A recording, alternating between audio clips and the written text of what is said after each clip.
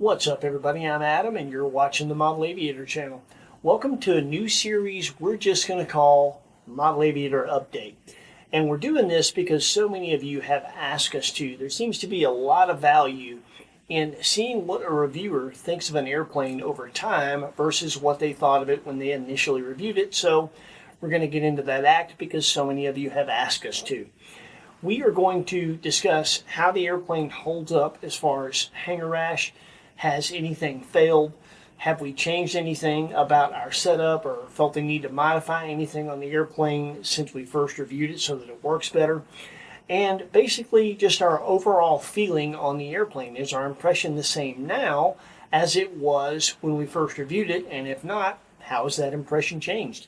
We're going to start with the E-Flite Turbo Timber SWS. That stands for Sportwood Series. This thing is sold as a bind and fly.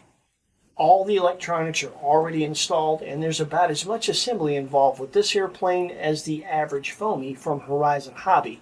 So super easy to get into what is a very big, nice balsa airplane. We reviewed this airplane originally in January of 2024, so at this point, that's about 9 months ago. We've got about 60 flights on it, and we've let a few other people fly it. As you can see, it still looks brand new. That is one of the properties of a balsa airplane that's a big advantage. They're much more resilient against hangar rash than a foamy. So wing scrapes, little bumps into the door sill, doinks and dings that show up on a foam plane don't show up on a balsa plane, and this one still looks brand new. We'll put a link in the description to our original review on the Turbo Timber SWS. Our original setup is in that review episode if you want to take a look at that. Anytime we make revisions to the setup on an airplane, which on these update videos is going to be most of the time because I like to tune and I'm always tweaking things, we'll make sure that we put an updated setup page right before the flying of the update videos so you have our latest setup. Now, when it comes to this airplane, I really haven't changed much. We are flying with the 5000s pretty much exclusively so that it just flies the same way all the time. And I'm hanging about an inch of this battery off the back of the battery tray to get the balance that I want. The only other change I've made is adding some expo to rudder and elevator. After a while, just felt a little bit more sensitive than I wanted it to feel. That's pretty much the only changes we've made to the setup. We're still on the OG AS3X. I have not updated this to AS3X Plus. Not sure if I will. I may, just to see how much of a difference it'll make, but I have to say I'm really happy with the way it's flying now, and I'm probably just going to rock with what it's got for the time being. When it comes to electronics and hardware, so far so good. This airplane is outfitted with very good electronics and very good hardware in the bind and fly version, and as you expect after 60 flights, all that stuff is top-notch and working pretty much perfectly. It's the kind of hardware and electronics I would expect after 300 flights to still be working just as good. We'll see, but certainly so far so good. Now, when it comes to modifications, haven't felt the need to modify anything since our original review on this airplane. One thing I am definitely going to do, though, is go with some softer tires. These are nice foam tires, but they're fairly hard, and the gear is fairly stiff aluminum gear. It will flex, but you got to hit kind of hard to make it flex.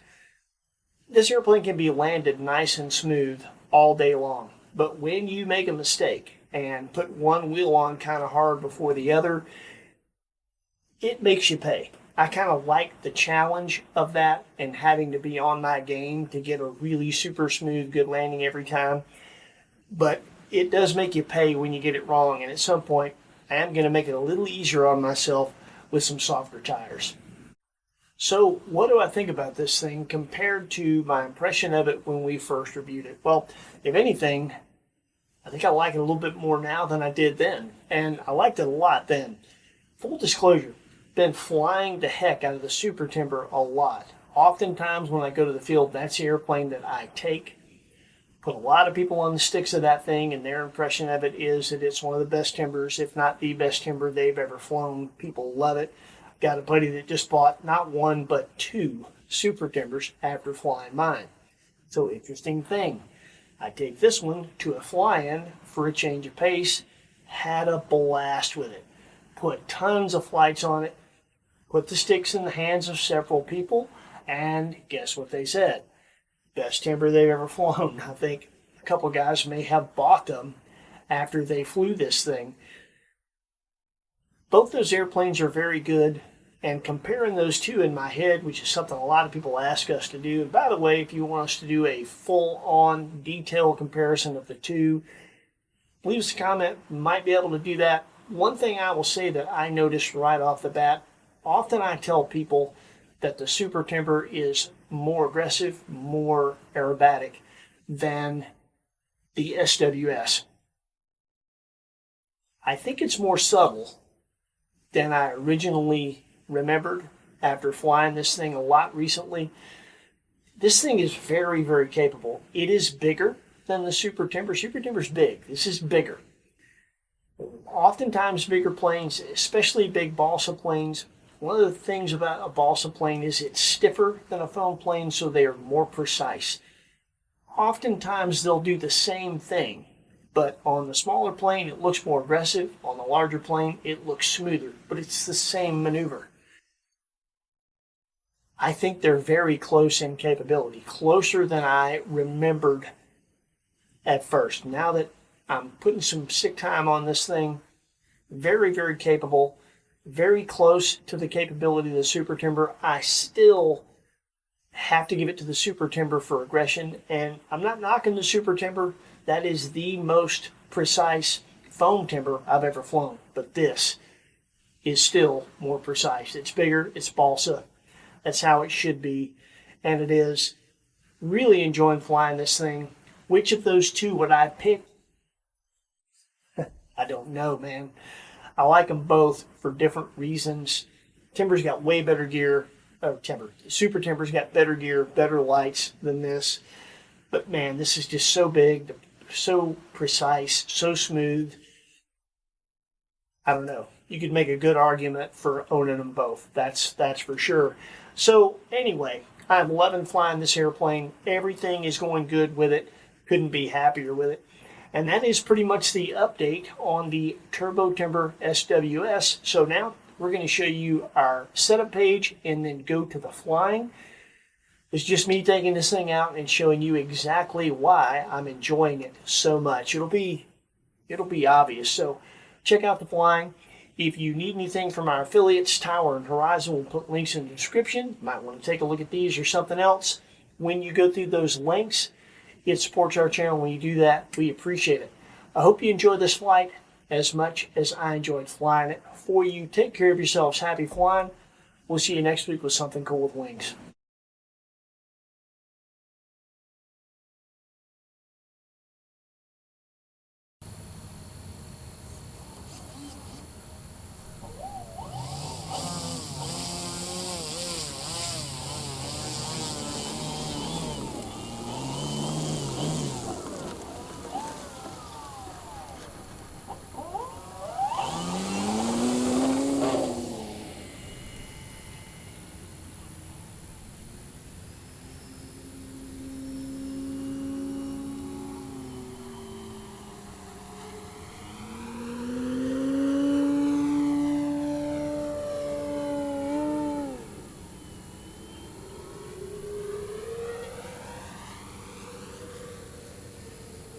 This particular afternoon we had a little bit of a crosswind. That's the nice thing about airplanes this size.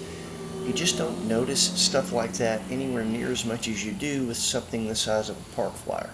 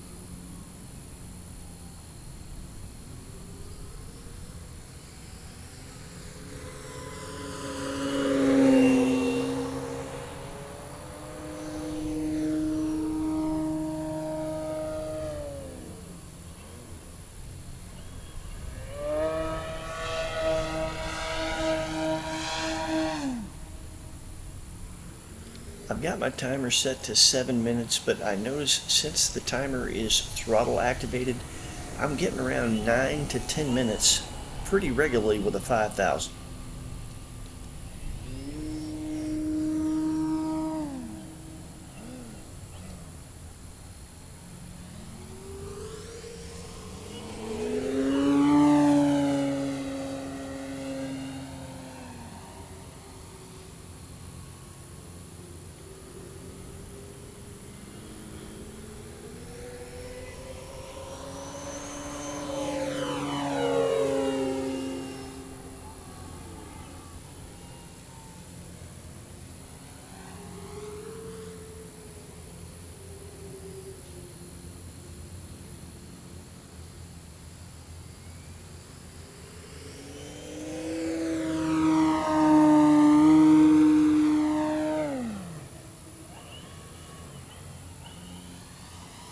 That's one of the things about a large model that I'm really enjoying with the SWS.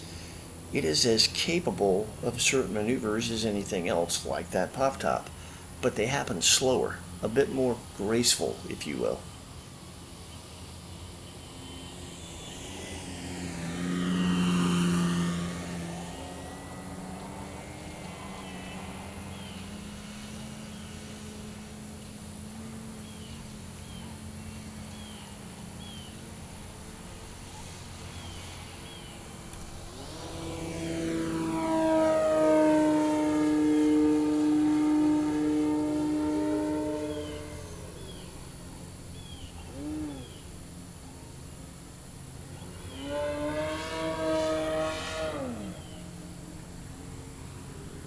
I'm impressed with the power system in this one. There's more than enough on tap to do pretty much anything you want to do. The temperatures stay reasonable even on a hot Georgia day, and it's efficient.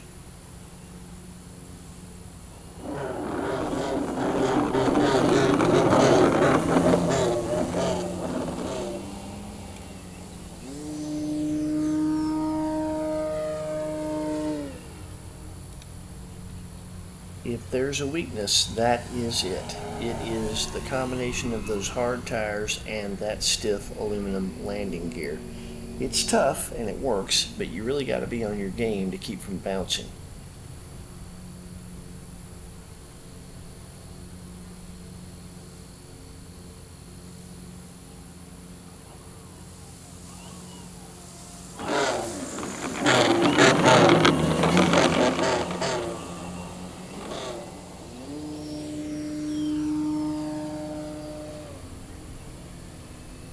I do believe that the right set of tires alone can make up for most of that.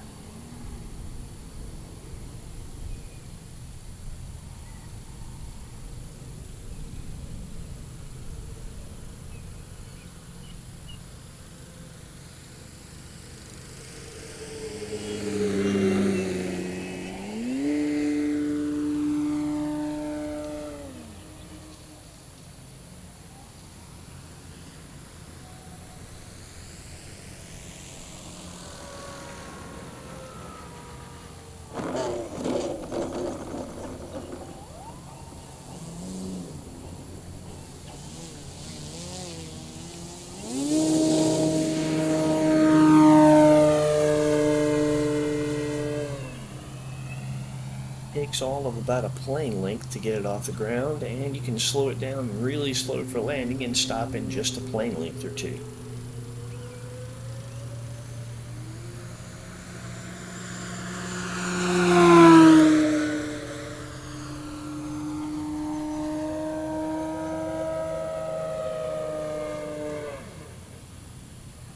We're due for another bush flying video. If we can find a good spot, maybe a timber versus timber edition might be a good one. Leave us a comment and let us know if you'd like to watch that.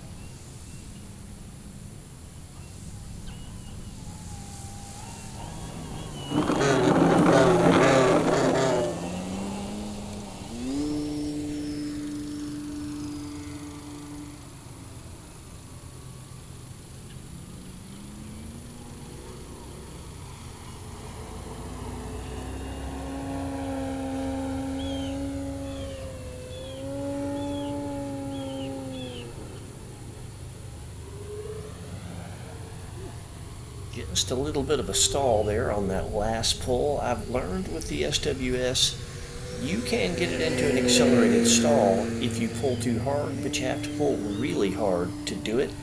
And when you do, if you'll just stop pulling and unload the airframe, it recovers pretty much instantly.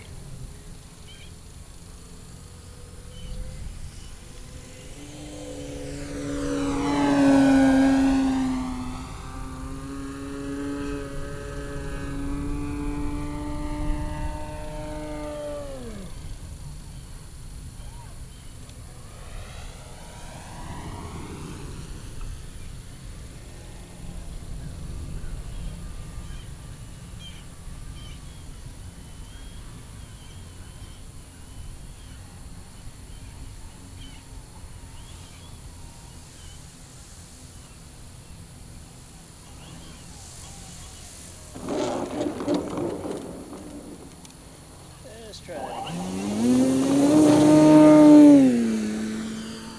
I always try to keep in mind that regardless of how stiff the gear and tires may be, bad piloting always has something to do with a bad landing, and that one was more me than the gear.